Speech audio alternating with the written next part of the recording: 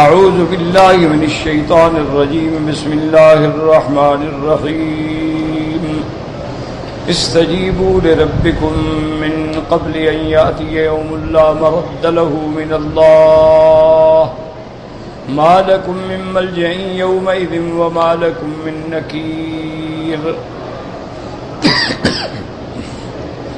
فإن أعرضوا فما أرسلناك عليهم حفيظا إن عليك إلا البلاغ وإنا إذا أذقنا الإنسان منا رحمة فرح بها وإن تصبهم سيئة بما قدمت أيديهم فإن الإنسان كفور. قال المؤلف المفسر رحمه الله تعالى أدام النفع بعلومه وعلومكم في الدارين آمين إلى أن قال لما ذكر تعالى ما يكون في يوم القيامة من الأهوال والأمور العظام الهائلة حذر منه وأمر بالاستعداد له. اب مفسر رحمت اللہ علیہ فرماتی ہیں کہ سابقہ آیات میں اللہ تبارک و تعالی نے قیامت اور قیامت کے احوال کا ذکر فرمایا اور قیامت میں جو بڑے بڑے اہم امور سامنے آئیں گے اور جو انسان کو حیران کر دینے والے ہوں گے، تو اب ان آیات میں اللہ نے ڈرایا ہے اپنے بندوں کو، وَأَمَرَ بِالِاسْتِعْدَادِ لَهُ، اور حکم دیا ہے کہ تم قیامت سے آنے سے پہلے آخرت کی زندگانی کے لیے کچھ اسباب تیار کر لو.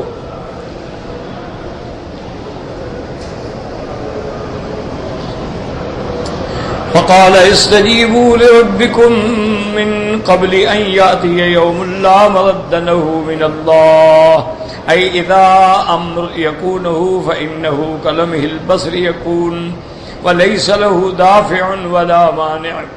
جب یہ اللہ تبارک و تعالیٰ کا حکم آنے والا ہے، قیامت قائم ہونے والی ہے، اور قائم بھی ایسے ہوگی کہ جیسے پلک جھپکنے کی دیر کے اندر قیامت قائم ہو جائے گی. وَلَيْسَ لَهُ دَافِعٌ، کوئی اس کو دفع نہیں کر سکتا، کوئی اس کو روک نہیں سکتا ہے. تو اس لیے اللہ والے فرماتے ہیں کہ جتنا سفر بڑا ہو اتنا تیاری بھی بڑی. اب دیکھیں نا، کوئی آدمی ایک دن کے سفر پہ جاتا ہے، وہ کہتے یار کپڑے شپڑے سامان اٹھانے کی کیا ضرورت ہے. لیکن اگر 2 مہینے کا سفر ہو، 6 مہینے کا سفر ہو، تو آدمی اچھی خاصی تیاری کرتا ہے.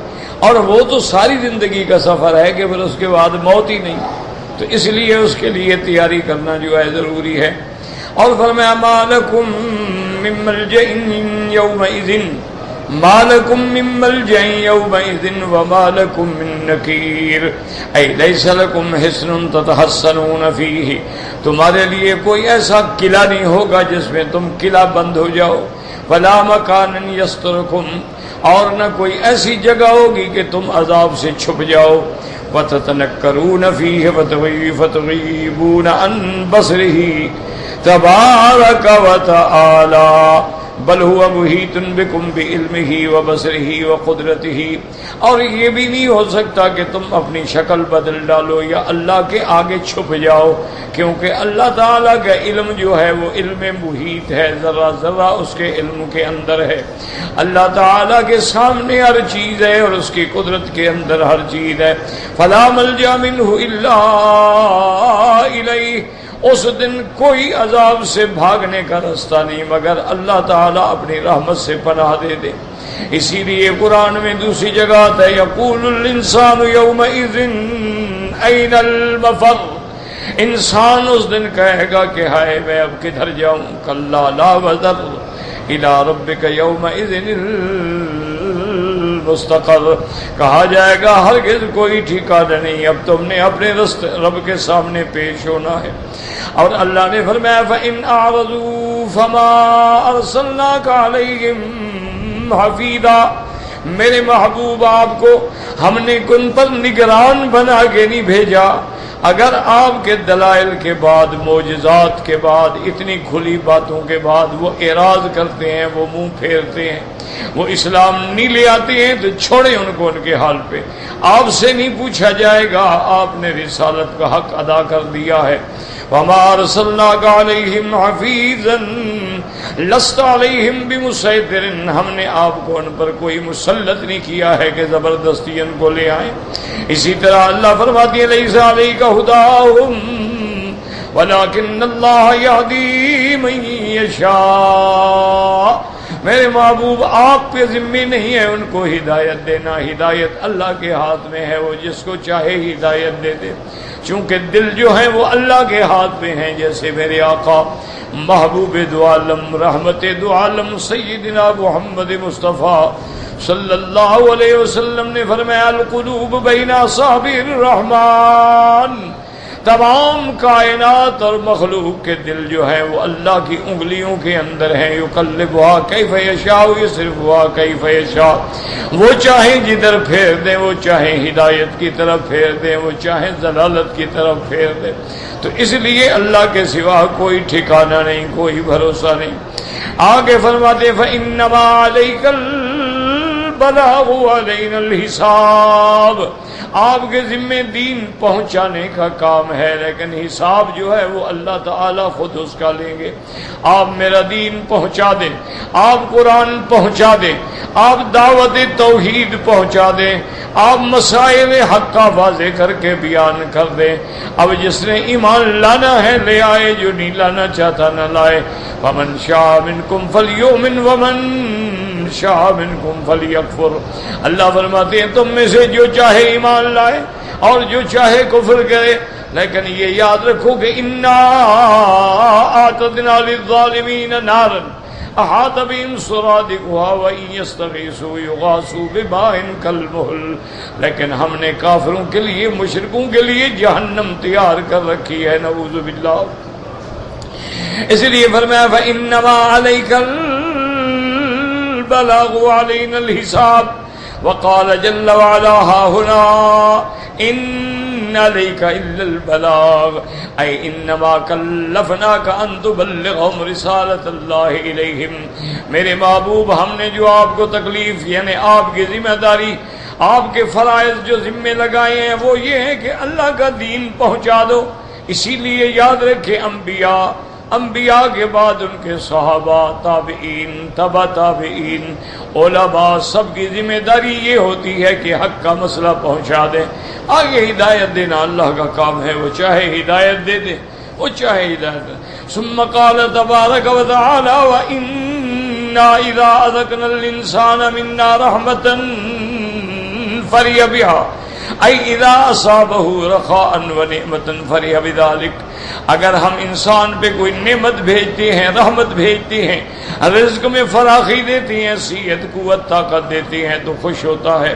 اور فرمایا وَإِن تُصِبْهُمْ سَيِّئَةٌ بِمَا قَدَّمَتْ أَيْدِيهِمْ، وَإِن تُصِبْهُمْ یعنی اگر لوگوں کو کوئی تکلیف پہنچے، سیئۃ کا کیا معنی؟ جدب ایک قحط پہنچ جائے، نقمتن کوئی مصیبت، کوئی بلا، کوئی شدت آ جائے، فإن الإنسان كفور يجحد ما تقدم من النعم ولا يعرف إلا الساعة الراهنة فإن أصابته نعمة أشر وبطر وإن أصابته مهنة يئس وقنطا۔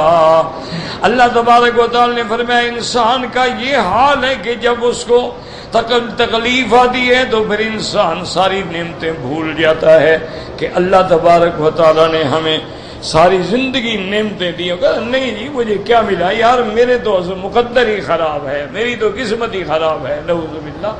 یعنی ساری سابقہ نعمتیں بھول جائے گا اسی وقت کی۔ اگر اس کو راحت ملی اکڑ گیا، تکلیف ہوئی یار مجھے ملا ہی کیا ہے، اللہ نے ہمیں دیا ہی کیا ہے۔ دیکھو نا ساری دنیا کے بعد دولت ہے، پیسے ہیں، گاڑیاں ہیں، کاریں، ہمارے پاس کیا ہے؟ ہم روٹی کھانے کو بھی معذور ہیں۔ اللہ کے بندے اگر یہ اللہ ہاتھ نہ دے پھر کیا کریں گے؟ اور اللہ تبارک و تعالی اگر تمہیں انسان نہ بناتے تم کیا کرتے؟ اللہ کی نعمتیں، لیکن انسان ہے وہ فوراً بھول جاتا ہے۔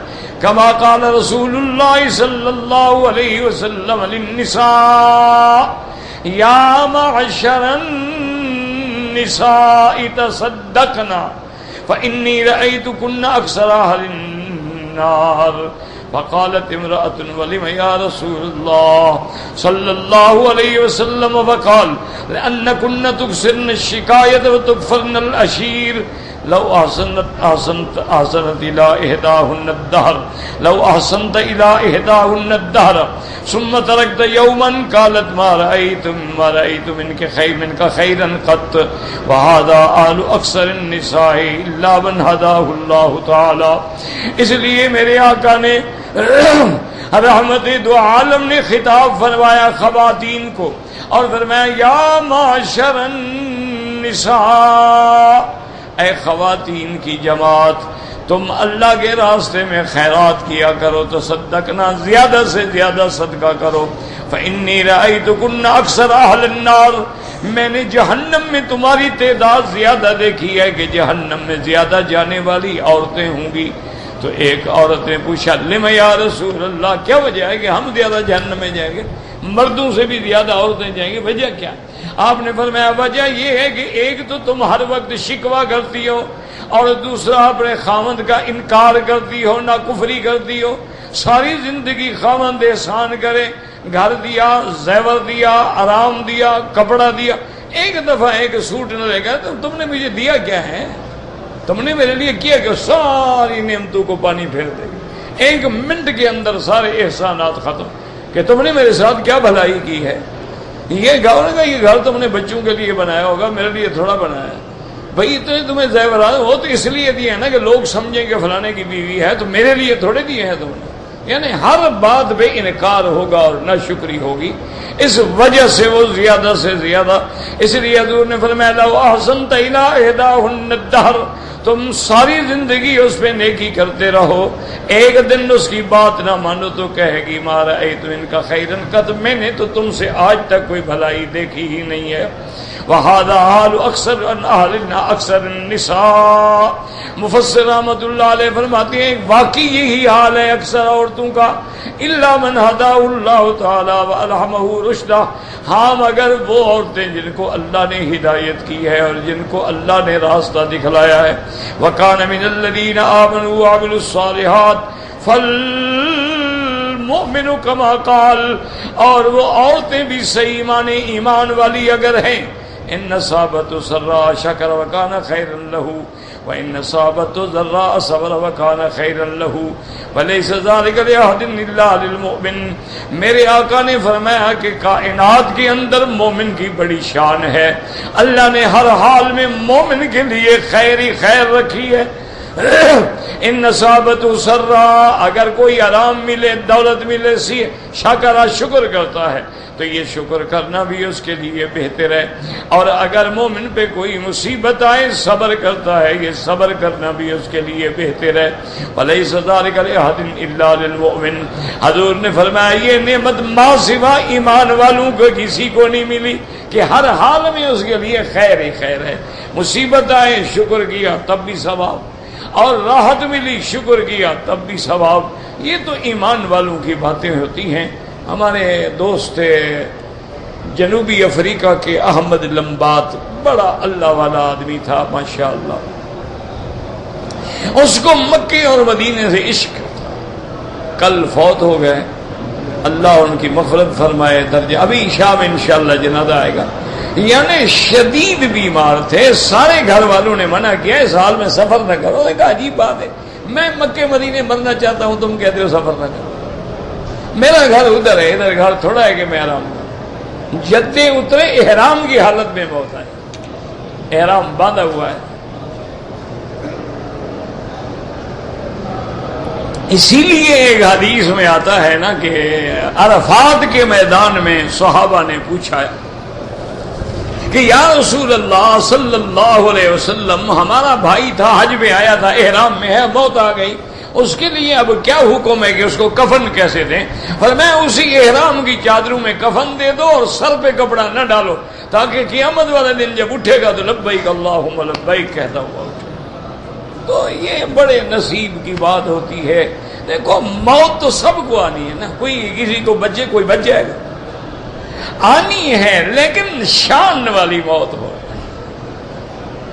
اللہ تبارک و تعالیٰ کے نبی نے اس لیے دعا مانگی ہے کہ اللہم انی اعوذ بک ان جہد البلاء ودرک الشقاء وسوء القضاء وشماتۃ الاعداء. حضور نے بری موت سے پناہ مانگی۔ موت ہو تو پھر شان والی ہو، نہ ہو جیسے کسی شاعر نے کہا نا کہ جس دھج سے کوئی مقتل میں گیا وہ شان سلامت رہتی۔ موت تو آنی ہے، موت کس کو نہیں آئے؟ موت تو برحق ہے۔ میرے اپنے دوست تھے حاجی قاسم میمن تھے، بہت بڑے لوگ تھے، کاروباری لوگ تھے، میرے ساتھ بس محبت تھی، اللہ ان کی قبر پہ رحمت کرے۔ کئی دفعہ میرے پاس آئے، اب تو وہ مر گئے ہیں نا، اور ہمیشہ آگے میرے ساتھ لڑتے، کہتے مکی صاحب اتنا عرصہ ہو گیا، 50 سال آپ کے والد نے اس حرم میں پڑھایا ہے، 30 سال آپ کو بھی ہونے والے ہیں انشاءاللہ، اور آج تک آپ کرائے کے مکان میں رہتے ہیں۔ یار میرا دل بڑا جلتا ہے، آج میرے پاس پیسے ہیں، لے لو مکان خرید لو۔ اس زمانے میں 1,00,000 2 لاکھ ریال میں مکان مل جاتے تھے، کوئی اتنی بڑی بات نہیں تھی جو آج تو ملینز میں بھی نہیں ملتے نا۔ میں کہا تھا چھوڑو آج سے، وہ کہا یار میرا کاروبار ایسا ہے کہ کبھی میرے پاس کروڑوں ہوتے ہیں اور کبھی میرے پاس روٹی کبھی نہیں ہوتا، میرے پاس پیسے ہیں لے لو۔ میں انکار کرتا، کہتے اچھا ایسا کرو تم مجھ سے قرضہ لے لو۔ چلو تمہارا ضمیر گوارا نہیں کرتا، بلوچ آدمی ہو، غیرت تمہاری گوارا نہیں کرتی ہے، قرضہ لے لو۔ قرضہ لینا تو شریعت میں جائز ہے نا، اور قرضہ یوں لے لو آہستہ آہستہ، جب اللہ تمہیں توفیق دے ادا کر دو۔ ایک رات دو ایسی یعنی حجت کی نا، مجھے اس کی تصور آ جاتا ہے، اتنی بڑی گٹھڑی باندھی ہوئی 5 لاکھ ریال لے کے آگے گھر میں کہا بھائی یہ میں پھینک کے جا رہا ہوں۔ قرضہ سمجھو تو قرضہ ہے، ہدیہ سمجھو تو ہدیہ آپ کو لینا پڑے گا۔ میں نے کہا لے لو، میں یہاں سے کھڑکی سے باہر پھینک دوں گا، مجھے زیادہ میمن بن کے سیٹھی ویٹھی نہ دکھاؤ، تمہارے جیسے سیٹھ میرے جوتے اٹھاتے، لے جاؤ۔ میں نے کہا نکل جاؤ۔ 5 لاکھ میں مجھے خریدنے آیا ہوں، میں نے بکنا ہوتا تو اچھے ریٹ میں بک سکتا تھا۔ خیر وہ بیچارہ ڈر گیا، وہ لے کے چلا گیا، کہتا ہے یار مکی صاحب کا دماغ خراب۔ میں نے کہا چھوڑو یار، دنیا میں چلو کوئی دل میں تم یہ تو کہو گے نا کہ کوئی ایک مولوی تھا جو 5 لاکھ ریال ٹھکرا دیتا تھا۔ چلو تم مولویوں کو ہم بدنام تو نہ کریں نا، ان کی عزت کا اللہ کی شان ہے۔ آخری رات تھی، کہنے لگا آج رات کھانا اکٹھے کھائیں گے۔ مجھے یاد ہے مولوی یاسین صاحب ہیں ملتان کے، وہ بھی میرے ساتھ، میں بھی کھانا کھایا۔ جمعرات تھی، رات کے 12-1 بج گیا۔ میں نے کہا حاجی صاحب اب جان چھوڑو ہماری یار، ہم نے صبح میں، اور کہتا ہے مکی صاحب پھر پتہ نہیں کب ملاقات ہوگی۔ اچھا میں نے کہا حاجی صاحب آپ نے ایک بڑا اچھا کام کیا۔ کہتا ہے کون سا؟ میں نے کہا ایک بیٹا تم نے حافظ بنا دیا ہے، چلو قیامت میں تمہاری شفاعت تو کرے گا۔ اور کہتا ہے یار چھوڑو میرے، میں بچوں میں نہ ڈالو، میں تو تمہارے گلے میں ہوں۔ یہ کہہ کے ہم 2 بجے رات کو علیحدہ ہوئے۔ کہا میں صبح مدینہ پاک جا رہا ہوں، واپسی پہ عمرہ کروں گا، وقت ملا تو آپ کو ملوں گا، نہ ملا تو السلام علیکم، ملاقات ہو گئی۔ میں نے کہا جی ٹھیک ہے۔ میں جناب ہفتے والے دن فجر کی نماز کا نیچے وہاں درس دے رہا تھا، ایک آدمی آیا، اس نے کہا جی حاجی قاسم فوت ہو گیا اور سامنے لاش پڑی ہے۔ احرام باندھا ہوا ہے، صبح کی نماز پڑھے، سجدے کے اندر فوت ہو۔ موت برحق ہے، بس دعا کرو اللہ ایمان پہ موت دے، اور ایسی موت ہو کہ دنیا دیکھ کے عشش کر اٹھے۔ میرے دوست تو میں نہیں کہہ سکتا، سید نصیر الدین ناصر گولڑا شریف کے سجادہ تھے، اتنی بڑی گدی ہے آپ کے ملک کی، اور یہ واحد آدمی تھا جس نے اس گدی پہ، اس منبر پہ کھڑے ہو کے توحید کا نعرہ بلند کیا، اور بڑا چھوٹی ہی عمر تھی، 50 سال نہیں ہوں گے میرے خیال میں، اور اس عمر میں عربی کا شاعر، فارسی کا شاعر، اردو کا شاعر، سریکی کا، پنجابی کا شاعر، اور توحید پہ اتنا کام کیا ہے نا جی کہ آدمی حیران ہو جاتا ہے کہ یار پیروں کے گھر میں اللہ نے پھر ایک ایسا ہیرا پیدا کر دیا۔ مجھے ساری کتابیں بھیجی، ابھی ان کے بیٹے بھی آئے تھے، پرسوں مجھے ملے تھے۔ میں نے ان کا دیکھا ہے لائیو پروگرام پہ، جب جنازہ جا رہا تھا، موت کے بعد جب چہرہ کھلا ایسے معلوم ہوتا تھا کہ ابھی سو گیا، منور چہرہ تھا۔ اور مجھے دوستوں نے کہا کہ ہم جنازے میں پہنچے تو 4 میل تک ٹریفک جام تھی، ہم جنازے میں شریک نہیں ہو سکتے۔ یہ موت ہے نا جی، اللہ پاک طرف۔ اب یہ دیکھیں کہاں جنوب افریقہ ہے اور جوہانسبرگ میں رہنے والا آدمی ہے، اور وہاں جناب آیا اور احرام ہے، عمرہ ہے، اور جدہ میں فوت ہو۔ ابھی انشاءاللہ عشاء میں جنازہ ہوگا۔ اللہ مغفرت فرمائے، اللہ تبارک و تعالی جو ہم بیماریاں ہیں ہماری دور فرمائے، اور جو فوت ہو گئے اللہ ان کے درجات بلند فرمائے۔ فرماتے ہیں للہ ملک السماوات والارض یخلق ما یشاء یہب لمن یشاء اناثا ویہب لمن یشاء الذکور او یزوجہم ذکرانا واناثا وَيَجْعَلُ مَن يَشَاءُ عَقِيمًا إِنَّهُ عَلِيمٌ قَدِيرٌ يُخْبِرُ تَعَالَىٰ أَنَّهُ خَالِقُ السَّمَاوَاتِ وَالْأَرْضِ وَمَالِكَهُمَا وَالْمُتَصَرِّفُ فِيهِمَا۔ اللہ خبر دیتی ہیں آسمانوں اور زمینوں کے پیدا کرنے والی اس کی ذات ہے، وہی مالک ہے، وہی متصرف ہے۔ وَأَنَّهُ مَا شَاءَ كَانَ وَمَا لَمْ يَشَاء لَمْ يَكُنْ، وہی ہوتا ہے جو اللہ چاہتا ہے، جو اللہ نہ چاہے وہ نہیں ہوتا۔ وَأَنَّهُ يُعْطِي مَن يَشَاءُ وَيَمْنَعُ مَن يَشَاءُ، وہ جس کو چاہیں دیں اور جس کو چاہیں نہ دیں۔ وَلَا مَانِعَ لِمَا أَعْطَىٰ وَلَا مُعْطِيَ لِمَا مَنَعَ، اور جس کو دیں اس کو کوئی منع نہیں کر سکتا، اور جس کو نہ دیں اس کو کوئی دے نہیں سکتا۔ وَإِنَّهُ يَخْلُقُ مَا يَشَاءُ، اور وہ جو چاہیں پیدا فرمائیں۔ یہب لمن یشاء اناثا، اور چاہیں تو کسی کو فقط لڑکیاں دیتی ہیں۔ یرزقہ البنات فقط، قال البغوی ومنہم لوط علیہ السلام لم، ان میں حضرت مفسر فرماتی ہیں کہ حضرت لوط کی بیٹیاں ہی تھیں، کوئی لڑکا نہیں تھا۔ فرمایا وَيَهَبُ لِمَن يَشَاءُ الذُّكُورَ، اور جس کو چاہیں لڑکے دیں۔ يَرْزُقُهُ الْبَنِينَ، فقط اس کو لڑکے دیتی ہیں۔ قال البغوی کا ابراہیم الخلیل علیہ السلام لم یولد لہ انثى، ان نے فرمایا جیسے حضرت ابراہیم الخلیل اللہ نے ان کو بیٹے دیے ہیں، بیٹی کوئی نہیں دی۔ او یزوجہم ذکرانا وَإِنَاثًا أَيْ وَيُؤْتِي لِمَن يَشَاءُ مِنَ النَّاسِ الزَّوْجَيْنِ الذَّكَرَ وَالْأُنثَىٰ مِنْ هَٰذَا وَهَٰذَا، اور جس کو چاہیں اللہ جوڑے دیتے ہیں، لڑکے بھی دیتے ہیں، لڑکیاں بھی دیتے ہیں۔ اور اس کے بعد جناب فرماتے ہیں مفسر رحمہ اللہ تعالی، اور ان کی مثال ایسے ہے جیسے حضرت محمد مصطفیٰ صلی اللہ علیہ وسلم کی اللہ نے آپ کو بیٹے بھی دیے ہیں، اللہ تبارک و تعالی نے آپ کو بیٹیاں بھی عطا فرمائی ہیں۔ وَيَجْعَلُ مَن يَشَاءُ عَقِيمًا أَيْ لَا يُولَدُ لَهُ، اور جس کو چاہیں بانجھ کر دیں، کوئی اولاد ہی نہ ہو۔ قال البغوی کا یحییٰ و عیسیٰ علیہم السلام، جیسے حضرت یحییٰ اور حضرت عیسیٰ جن کی کوئی اولاد ہی نہیں۔ فجعل الناس اربعۃ اقسام، اللہ پاک نے لوگوں میں 4 قسمیں بنا دی۔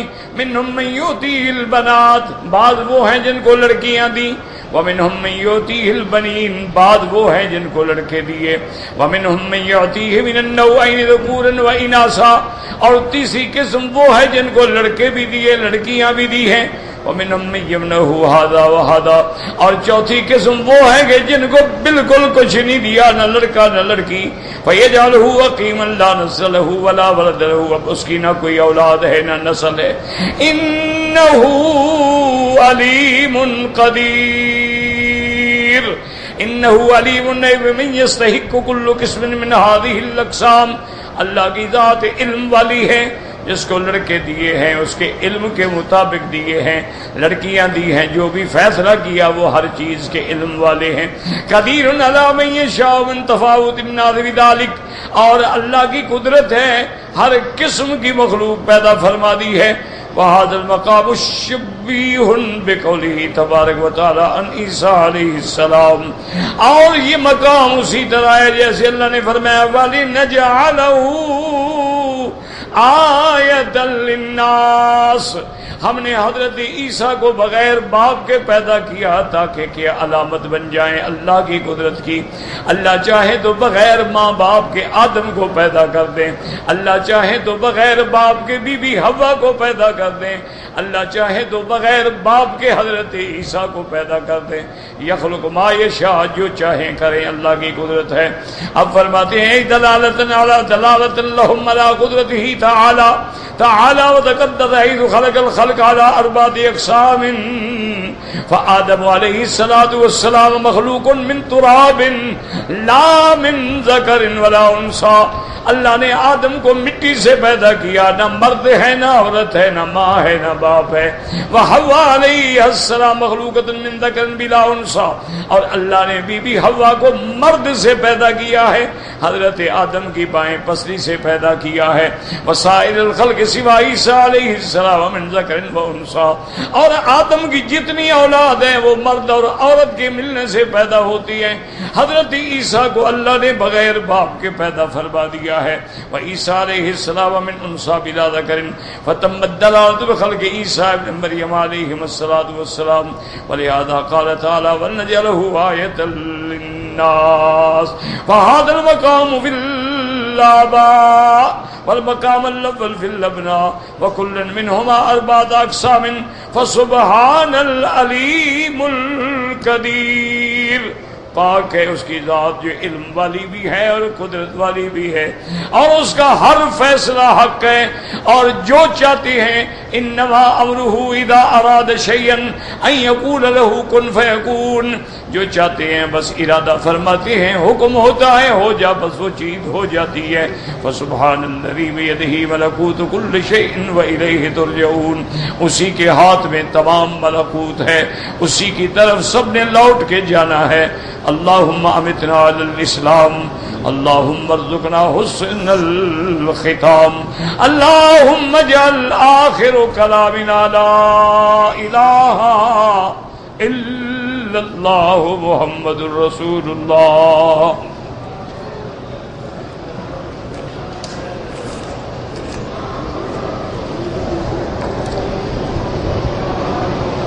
اگر ایک آدھ بچہ ماں باپ کے درمیان میں سویا ہوا تھا، صبح جب اٹھے ہیں تو مردہ پایا گیا، بہرحال یہ اللہ کے سپرد ہے، کسی پر کوئی دیت نہیں، جرمانہ نہیں، جو اللہ جانتے ہیں کہ ماں باپ تو نہیں مارنا چاہتے، اتفاق ہے۔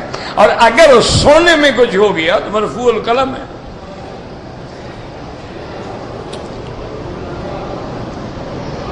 مکروہ اوقات جو ہیں فجر کی نماز کے بعد سے لے کر سورج نکلنے تک، اسی طرح عصر سے لے کر مغرب تک، اسی طرح عین جب سورج سر پہ ہو، یہ اوقات مکروہ ہیں جن میں نماز نہیں پڑھی جاتی۔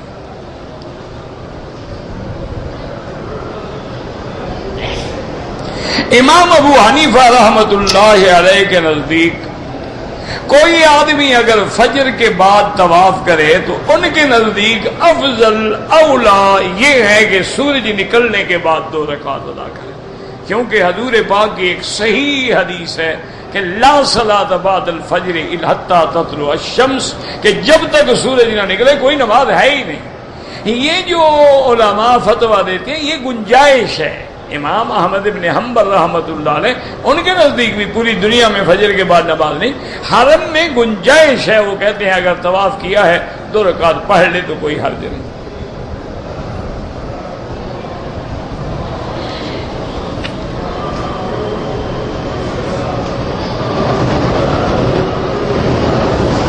کہتے جی کہ مجھے ہمارے ملک کے کسی عالم نے کہا ہے کہ اس ملک میں جو جانور ذبح ہوتے ہیں وہ ٹھیک نہیں ہوتا ہے ذبیحہ، تو یہ کیا بات؟ میرا بھائی بات سنو، جو مکے میں ذبح ہوتا ہے، مدینے میں ہوتا ہے یا اس ملک میں ہوتا ہے وہ بالکل اسلام کے مطابق ہے۔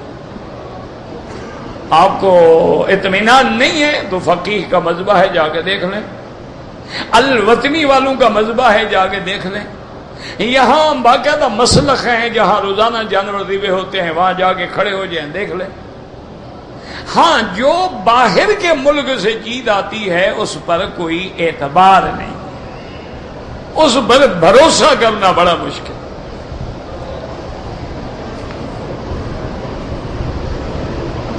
اگر صفا مروہ کے دوڑنے کے بعد سر منڈانے سے پہلے میں نے سر پہ کپڑا ڈال لیا، 2-4 منٹ کے لیے 10 منٹ گھنٹہ کچھ بھی نہیں ہوتا.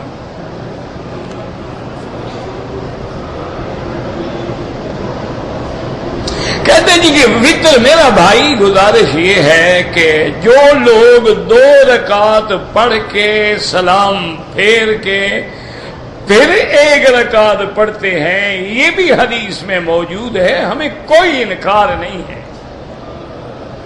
اچھا، اور جو لوگ باقاعدہ اس کو مغرب کی طرح ادا کرتے ہیں وہ بھی حدیث مبارک میں موجود ہے.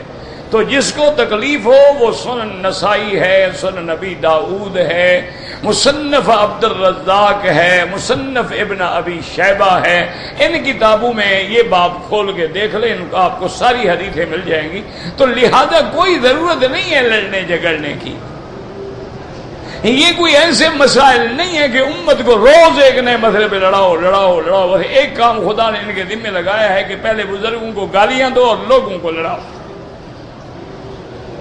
بھائی حدیث میں الحمدللہ کسی نے اس پہ عمل کر لیا، الحمدللہ کسی نے اس پہ عمل کر لیا، الحمدللہ. اللہ تبارک و تعالی سب کی نمازیں منظور و مقبول فرمائے. کوئی ایسی بات نہیں ہے، نہ یہ کوئی کفر اسلام کی جنگ ہے کہ ہم ڈنڈے لے کے کھڑے ہو جائیں اور مناظرے کریں اور مقابلے کریں اور ایک دوسرے کی نمازوں کو خراب کریں. الحمدللہ امت کا توارث ہے. اور پوری دنیا میں جتنے مسلمان ہیں آپ دیکھ لیں کہ ان میں اکثریت جو ہے وہ حناف کی ہے. اسی طرح حضور صلی اللہ علیہ وسلم کے خیر القرون کے بعد 1200 سال تک پوری اسلامی دنیا میں حنفی کی بھی فقہ تھی اور امام ابو حنیفہ کا فتویٰ تھا. تو نعوذ باللہ کیا وہ سارے گمراہ تھے، ان کی نمازیں ختم؟ اللہ کا آدمی کو خوف ہونا چاہیے. یعنی یہ تو تاریخی حقائق ہے نا جن کا کوئی انکار ہی نہیں کر سکتا کہ 1200 سال تک، 1 سال 2 سال نہیں. یہ تو پھر جب انگریز آیا ہے نا ہمارے ملکوں میں، اس نے ہمیں لڑایا ہے، ورنہ اختلاف تو صحابہ میں بھی موجود تھا. اب دیکھیں نا، بعض صحابہ کہتے ہیں کہ اللہ کی زیارت حضور پاک نے کی ہے، اور کہنے والے بھی بڑے بڑے صحابہ ہیں. حضرت عبداللہ ابن عباس ہیں، عبداللہ ابن مسعود ہیں، بڑے جلیل القدر صاحب ہیں. اور بی بی عائشہ فرماتی ہے نہیں کی ہے. تو کوئی مسئلہ نہیں، ایک اختلاف ہے. یہ تو نہیں نا کہ بی بی عائشہ نے نعوذ باللہ ان کے خلاف فتویٰ دے دیا ہو، یا انہوں نے بی بی عائشہ کے خلاف فتویٰ دے دیا ہو، یا باقاعدہ مناظرے ہوں اور اشتہار چھپے ہوں. ایک رائے تھی، بی بی کا خیال تھا کہ لا تدرکہ الابصار، کہ کوئی آنکھ اللہ کو احاطہ نہیں کر سکتی. وہ کہتی ہے جب نہیں تو دیکھا کیسے؟ تو صحابہ کہتے ہیں کہ نہیں، احاطہ کر لینا اور چیز ہے، دیکھنا اور چیز ہے. اور اسی لیے ایک حضرت ابن عباس نے فرمایا کہ اللہ نے موسیٰ علیہ السلام کو کلام دیا، محمد مدنی کو اپنا دیدار دیا. تو یہ مسائل تھے، صحابہ ہیں، اختلاف ہے، لیکن کوئی لڑائی نہیں، کوئی جھگڑا نہیں، کوئی سر پھٹول نہیں. کسی صحابی نے دوسرے کے خلاف کتابیں نہیں لکھی، کسی صحابی نے گلی گلی جا کے شور نہیں کیا کہ دیکھو جی یہ نہیں مانتا، دیکھو جی یہ نہیں مانتا، دیکھو جی یہ نہیں مانتا. اچھا، بی بی عائشہ جیسی بی بی وہ کہتی ہے حضور کو جو معراج ہوا ہے وہ بھی خواب ہے، جسمانی معراج نہیں ہے، حضور نے خواب دیکھا ہے. اور اس کے بعد بی بی قسم کھا جاتی تھی. یعنی اتنا بڑی شان والی بی بی ہے عائشہ، جس کی صفائی کا گواہ خدا ہے قرآن میں. وہ فرماتی تھی واللہ ما فقدت جسد رسول اللہ، وہ کہتی تھی مجھے خدا کی قسم ہے میں نے ساری رات اپنے بستر سے 1 منٹ کے لیے بھی حضور کو جدا نہیں پایا، تو حضور معراج پہ کیسے گئے؟ اور بڑے بڑے صحابہ جلیل القدر صحابہ جو ہیں وہ کہتے ہیں نہیں حضور معراج پہ گئے، اور معراج آپ کو جاگتے میں ہوا ہے، کوئی خواب نہیں، اور جسم اور روح کے ساتھ ہوا ہے، کوئی روحانی معراج نہیں، جسمانی معراج ہے، اسی لیے تو براق لائی گئی، ورنہ روح کے لیے سواری کی کیا ضرورت تھی؟ تو اختلاف ہے۔ اچھا اب محدثین اللہ ان کی قبروں پہ کروڑوں رحمتیں فرمائے، انہوں نے جمع کیا کہ بھئی دونوں طرف ادھر صحابہ ہے ادھر صحابہ ہے، انہوں نے کہا بی بی عائشہ بھی ٹھیک کہتی ہیں اور صحابہ بھی ٹھیک کہتے ہیں، انہوں نے کہا یہ کہتے ہو؟ انہوں نے کہا خدا کے بندے بی بی عائشہ کہتی ہے میں نے اپنے بستر سے حضور کو جدا نہیں پایا، تو بی بی عائشہ کی شادی مدینے میں ہوئی ہے، معراج مکے میں ہوا ہے، حضور کے بستر پہ تھی کب بی بی عائشہ؟ انہوں نے مسئلہ حل کر دیا، انہوں نے کہا خدا کے بندے پر یہ تو دیکھو بی بی عائشہ حضور کے گھر تو آئی ہجرت کے بعد، معراج ہوا ہجرت سے پہلے، تو لہذا بی بی عائشہ کسی اور معراج کا ذکر کر رہی ہے جو حضور کو روحانی طور پہ ہوا، اس لیے مغالطہ ہو گیا اور دونوں سچ کہتے ہیں۔ تو یہ تو ایسے مسئلے نہیں ہوتے، یہ تو ہمارے ہاں مشکل یہ ہو گئی ہے کہ جیسے آج کل آپ نے دیکھا ہے نا ماشاءاللہ گلی گلی کوچے کوچے میں بڑے بڑے بورڈ ہیں، اشتہارات ہیں، ٹی وی پہ اعلانات ہیں، رسائل میں میگزینوں میں اعلانات ہیں، فلاں حکیم ہر مرض کا ان کے پاس علاج ہے، بس جانے کی دیر ہے انشاءاللہ، پیسہ بھی ختم مریض بھی ختم بفضل ہی تعالی۔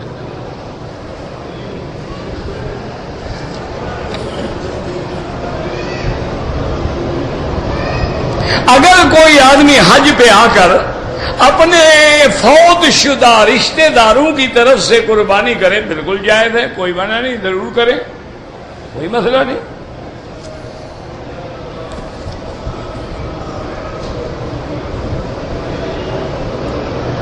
اگر ایک آدمی نے طواف کر لیا صفا مروہ دوڑ کے اپنے ساتھی کے سر کے بال صاف کیے پھر اپنے سر پہ اس طرح ہے، کوئی حرج نہیں، بالکل ٹھیک ہے۔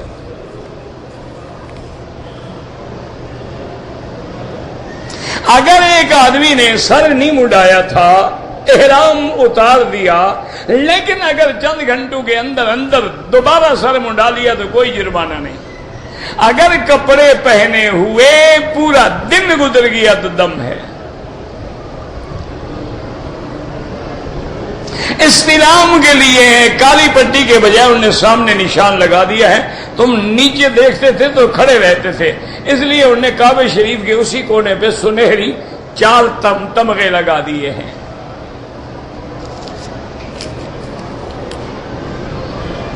مسجد الحرام ہو یا مسجد نبوی ہو، نمازیوں کے آگے نہ گزرے، مجبور ہوں تو سجدے کی جگہ سے دور ہو کے گزرے۔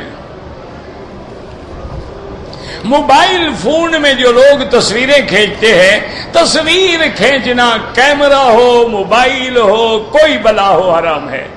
ہاں اگر صرف عمارت کی تصویر کھینچی جائے کسی جاندار کی نہ ہو تو کوئی حرج نہیں۔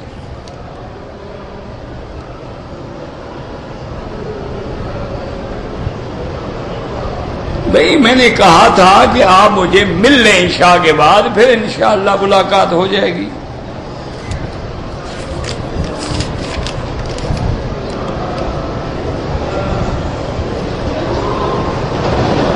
میں نے اپنی بیوی کو 3 طلاقیں دے دی ہیں اور میری بیوی حاملہ بھی ہے، تو اب ہم کیا کریں جناب؟ اب جناب حنفی مسلک میں تو کوئی حل ہے ہی نہیں، ان کے نزدیک 3 ہیں۔ بعض علماء اہل حدیث یہ فتویٰ دیتے ہیں کہ اگر ایک مجلس میں ایک دفعہ 3 کہے تو 1 ہے، لیکن حنفی حضرات کے نزدیک یہ گنجائش نہیں ہے، آپ کسی مفتی سے جا کے فتویٰ حاصل کریں۔ دوران طواف موبائل سننا، میرا بھائی کوئی اہم بات ہو ورنہ اس کو بند رکھو، طواف شوق سے کرو، بعد میں کر لو بات۔ کوئی اہم بات ہے، مجبوراً ہے، کوئی اہم پیغام آنا ہے، آپ ماشاءاللہ ہاٹ لائن پہ کھڑے ہیں، آپ کا پہ نقصان ہو جائے گا پھر سن لیں۔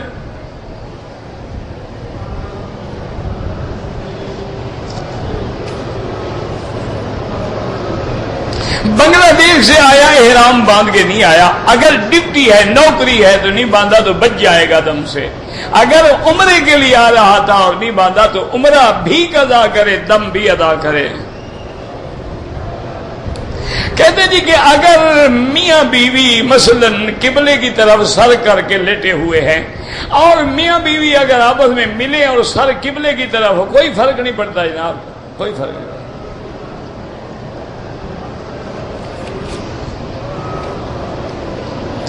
بیٹے کا عقیقہ کرتے وقت میں نے ایک بکرا ذبح کیا، خلاف سنت ہے۔ بیٹا ہو تو 2 ہوں اور بیٹی ہو تو 1 ہو۔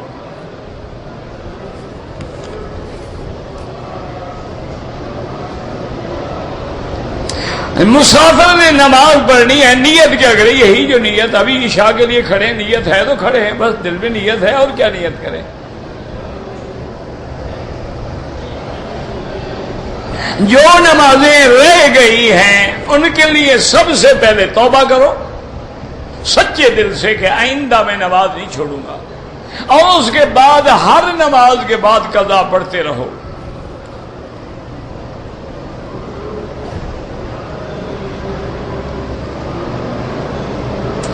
بہرحال اگر آپ مجبور تھے، باہر سے احرام نہیں باندھا اور جدے سے باندھا، عمرہ تو ہو گیا لیکن میقات کا نہیں ہوا۔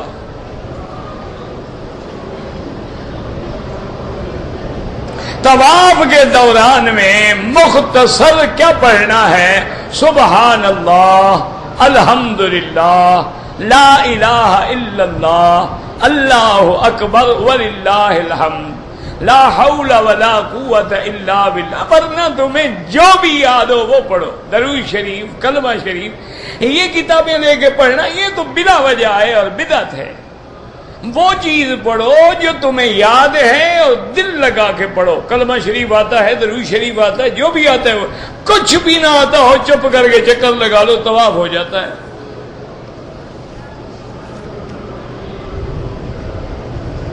کہتے ہیں جی مکے مدینے والے آمین بالجہر کہتے ہیں، مکے مدینے والے 20 رکعات بھی پڑھتے ہیں۔ ساری باتیں مانا کرو، اے نہیں کہ ایک مانو دوسری نہ مانو۔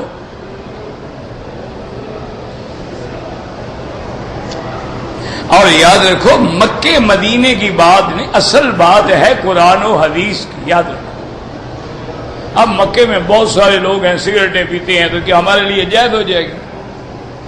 مکے میں کتنے لوگ ہیں داڑھی منڈاتے ہیں، تو داڑھی منڈوانا جائز ہو جائے گا؟ یاد رکھو قرآن و حدیث اصل ہے، اس کے بعد اجماع امت ہے، اس کے بعد قیاس ہے۔ تو اب جہاں تک آمین کا مسئلہ ہے، آمین ہے دعا۔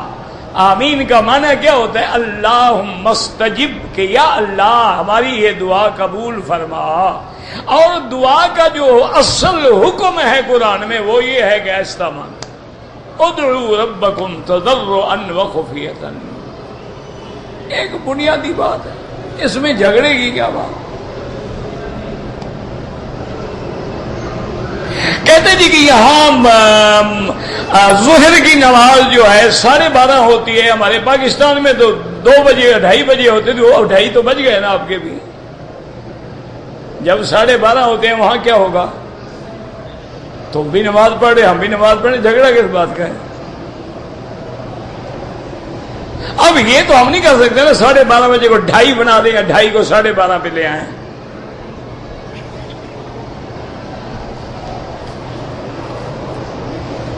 میں نے شادی کرنی ہے تو یہ جو ڈولی میں بٹھا کے لڑکی، یہ ہندوؤں کی رسم ہے۔ نکاح جو ہے مسجد میں ہونا سنت ہے کہ عالم ہو، خطبہ پڑھے، گواہ ہوں، دولہا ہو، دلہن کا وکیل ہو، ولی الامر ہو، خطبے کے بعد ایجاب و قبول ہو، حق المہر کی تعیین ہو، گواہی ہو، اور اس کے بعد کوئی کھجور وجور کوئی میٹھی چیز تقسیم کر دیں، بس نکاح ہو گیا۔ ولیمے کا معنی یہ ہوتا ہے کہ جب بیوی رخصت ہو کے خامد کے گھر میں چلی جائے اور میاں بیوی مل لیں، اس کے دوسرے دن تیسرے دن وہ ولیمہ کر دے۔ اور ولیمہ کا معنی یہ ہوتا ہے جتنا اللہ نے طاقت دی ہے۔ یہ جو ہے نا جی قرضے لینا اور ہال بک کروانے اور یہ تو حرام ہے، جہیز کا مطالبہ کرنا یہ حرام ہے، یہ چیزیں تو بالکل حرام ہیں۔ اب حضور کی شادی دیکھیں، آمنہ کے لال نے فرمایا صحابہ سے کہ کل میری شادی ہے، جس کے گھر میں جو پکا ہو لے آنا، کٹھے کھا لیں۔ شادی ہو گئی۔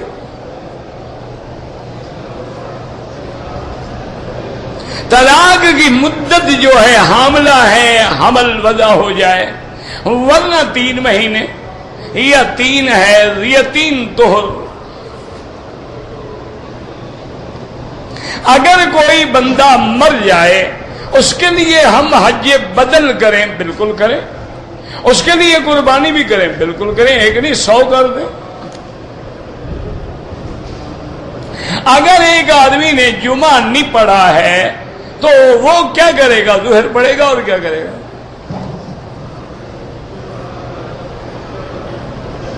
اگر لوگوں نے واپس جانا ہے، افضل ہے کہ طواف الوداع کر کے جائیں، ورنہ عمرے والے پر طواف الوداع واجب نہیں ہے، لیکن افضل یہ ہے کہ کر کے جائیں، پتہ ہے کب زندہ رہیں گے نہیں رہیں گے، پھر نصیب ہوگا نہیں ہوگا۔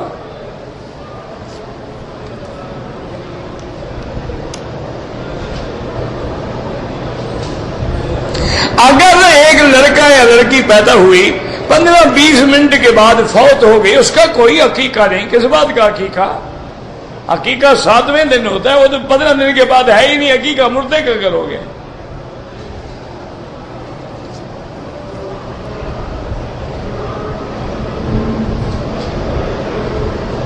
اگر کسی آدمی کا یہ عقیدہ ہو کہ اللہ کے نبی ہر جگہ موجود ہیں، وہ کافر ہو جاتا ہے سیدھا۔ یہ قرآن و حدیث کے خلاف ہے۔ اللہ کا قرآن کہتے ہیں وَمَا كُنْتَ لَدَيْهِمْ إِذْ يُلْقُونَ أَقْلَامُهُمْ أَيُّهُمْ يَكْفُلُ مَرْيَمَ۔ اللہ نے فرمایا میرے مدنی آپ وہاں موجود نہیں تھے جب بی بی مریم کی کفالت کا جھگڑا چل رہا تھا۔ قرآن کہتے ہیں آپ موجود نہیں تھے۔ وَمَا كُنْتَ بِجَانِبِ الطُّورِ، اور آپ طور کے جانب میں بھی موجود نہیں تھے۔ وَمَا كُنْتَ صَاوِيًا بِمَدْيَنَ، آپ وہاں نہیں تھے۔ قرآن کہتے ہیں آپ نہیں تھے، آپ کہتے ہیں ہر جگہ تھے، تو کافر ہونے میں کیا شبہ رہ گیا باقی؟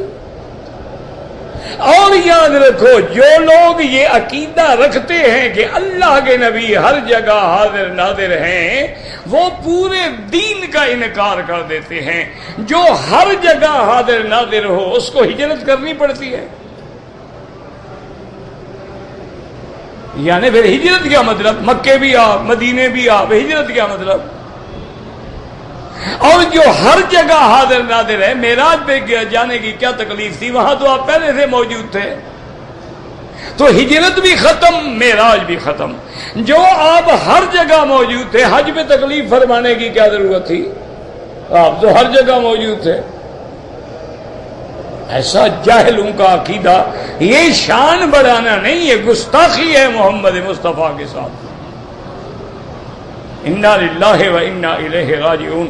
اور سب سے بڑا گستاخ میری برادری کا مولوی ہوتا ہے جو یہ عقیدہ رکھتا ہے کہ نبی بھی موجود ہے اور نماز پڑھانے کے لیے مصلی پہ خود کھڑا ہے۔ جب میرا مدنی موجود تھا تو 1,24,000 پیغمبر بھی آگے نہیں کھڑا ہوا۔ نمازیں خود پڑھا رہے ہو، ختم شریف خود دے رہے ہو، 11ویں کے دودھ پی پی کے گردنیں فٹوں کے حساب سے موٹی ہو رہی ہیں، اور نبی بھی ہر جگہ موجود ہیں۔ خدا کا خوف کرو، اللہ سے ڈرو، کیا کہہ رہے ہو؟ اگر یہ کہو کہ جی ذلی طور پہ مثالی طور پہ ہر جگہ ہے، پھر قادیانی کا عقیدہ بھی یہی ہے. وہ تو نہیں کہتا کہ میں اصلی نبی ہوں، وہ کہتا ہے میں ذلی نبی ہوں.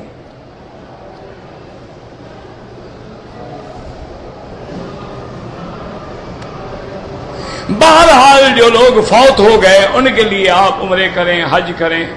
جو زندہ ہیں دعا کریں. ہر طواف کے بعد 2 رکعت پڑھنا واجب ہے. اگر دم پڑ گیا ہے تو دم ذبح کر کے وہی غریب مسکین کھڑے ہوتے ہیں ان کو تقسیم کر دیں، دوستوں کو نہیں کھلانا ہے.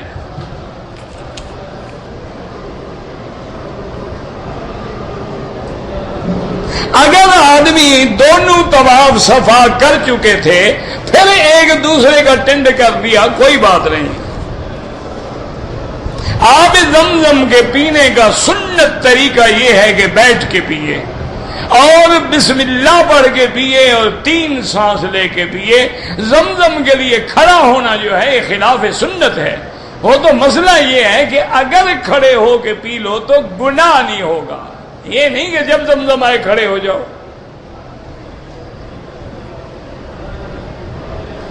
امام ابو حنیفہ کے نزدیک امام کے پیچھے فاتحہ پڑھنے کا کیا حکم ہے؟ وہ کہتے ہیں کہ امام کے پیچھے مقتدی فاتحہ نہ پڑھے، کیونکہ حضور نے فرمایا ہے کہ جس کا امام ہو، امام کی پڑھنا جو ہے مقتدی کا پڑھنا ہوتا ہے.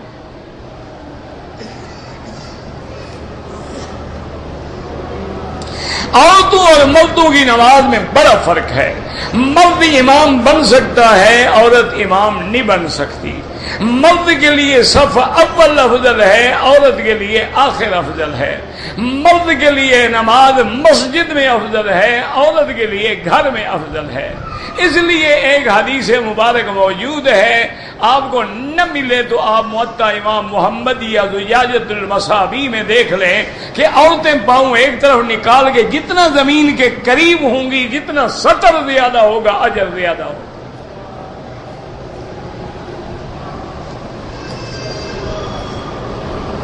جو بے اولاد ہیں اللہ اولاد تو دیں گے، لیکن میرا بھائی اللہ نے اسباب بھی پیدا کیے ہیں.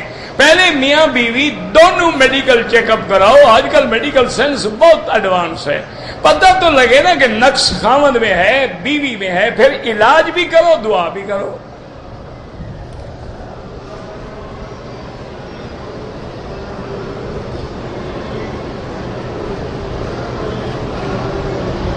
بہرحال جو بچے قرآن یاد کر رہے ہیں اللہ نصیب فرمائے، اللہ ان کے سینوں میں ہمیشہ محفوظ رکھے. میں نے عمرے میں سر گنجا کر لیا، دوسرے عمرے میں نے کینچی سے بال کاٹے. اس طرح پھیرنے کے بعد کون سا بال تھا جو تم نے کینچی سے کاٹا؟ عجیب لوگ، ہمیں سمجھ نہیں آتی کیا کیا کاٹا تم نے. ہاں اگر عمرے کے بعد کوئی 15-20 دن گزر گئے، بال بڑھ گئے، کینچی سے کاٹے، تب تو بات ہے. ورنہ حضرت ایک دم بھی ادا کریں اور اس طرح بھی پھروائیں. اگر دم پڑ جائیں اور پیسے نہ ہوں روزے رکھ لو.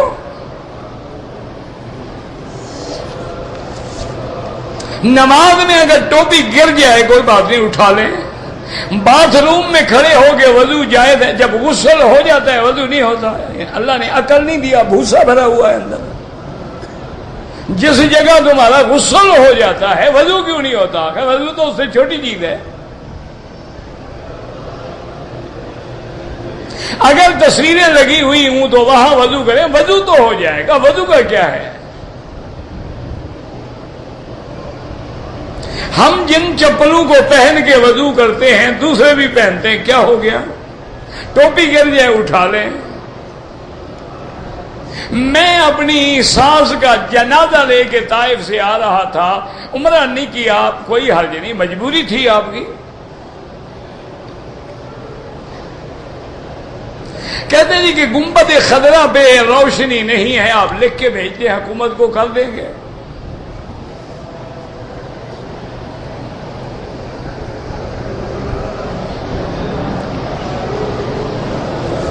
تم جو وہاں 12 ربیع الاول کو سارے شہر میں لائٹ لگا دیتے وہ تھوڑی ہے.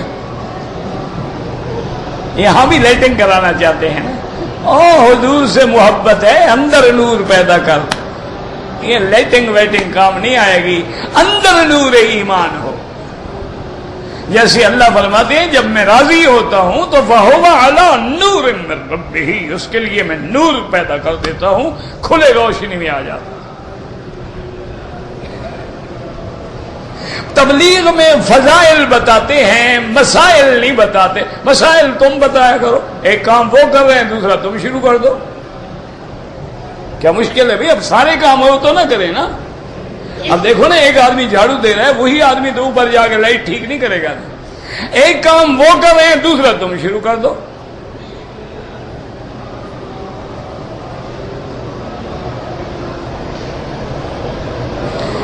کہتے ہیں کہ دور میں طلاق کے مسئلے کو قرآن کے مطابق اگر حضرت عمر یعنی قرآن کا مخالف تھا تو موافق ہو. جو حضرت عمر کو قرآن کا مخالف کہے، پہلے کسی مفتی سے فتویٰ پوچھو کہ وہ مسلمان رہتا ہے؟ اور حضرت عمر تو وہ بندہ ہے جس نے زمینوں پہ فیصلے کیے تو اللہ نے عرش سے مہریں لگا دی. آج تک یہ جو 2 رکعت طواف پڑھ رہے سب کا ثواب تو حضرت عمر کو جا رہا ہے. اسی نے تو کہا تھا حضور سے کہ مقام ابراہیم کو مصلی بنائیں. پاکستان میں ڈاکٹر ہیں، قادری صاحب ہیں. جب ڈاکٹر ہیں تو ڈاکٹر سے میں ڈرتا ہوں بھائی. ڈاکٹر ہے نا، ہاتھ ہل گیا تو آپریشن میں ناک ہی کاٹ دے، کیا کرو گے؟ کسی علامہ کی بات کرو، کسی عالم کی بات کرو. ڈاکٹر کا کیا؟ یہ تو انگریزوں کے دیے ہوئے لقب ہیں. یہ ڈاکٹر ہے، یہ جناب اسپیشلسٹ ہے، یہ کنسلٹنٹ ہے، اور یہ جناب سر ہے، یہ جناب جو ہے بڑا بڑا مخدوم الملک ہے، اور یہ جو ہے شمس العلماء. یہ سب انگریزوں کی ڈگریاں ہیں.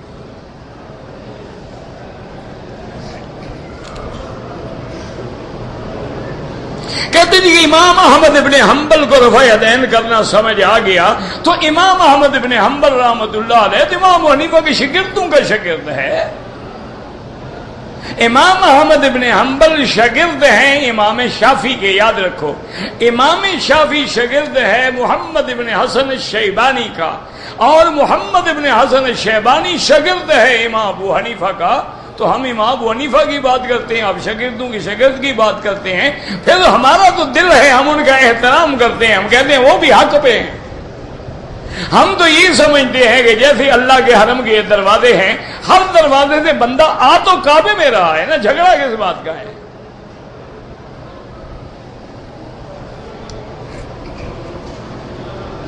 پاکستان میں ٹی وی جائز ہو گئے ہیں.